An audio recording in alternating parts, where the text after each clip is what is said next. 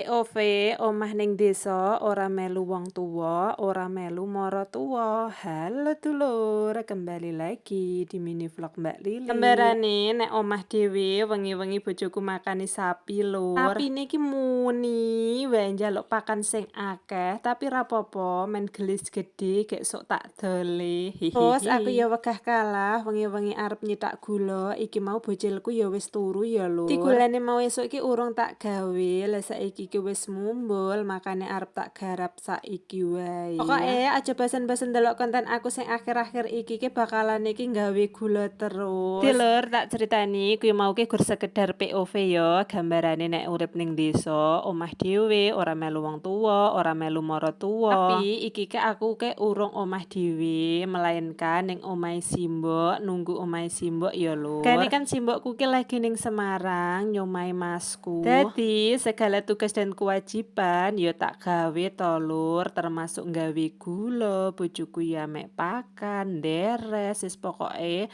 apa sing digarap simbok karo bapak ki ya tak garap ngono lho karo bojoku. Ya arep aku ki wis suwe banget ora gawe gula, tapi dhisik kan ya wis pernah gawe gula, dadi ya ora kidung ngono lho dulur. Nah iki oleh nyetak gula wis rampung, nunggu adem, mengko nek wis adem lagi dilebokne ning nggon toples. Tapi aja do salvo karo toples sing rupane ireng.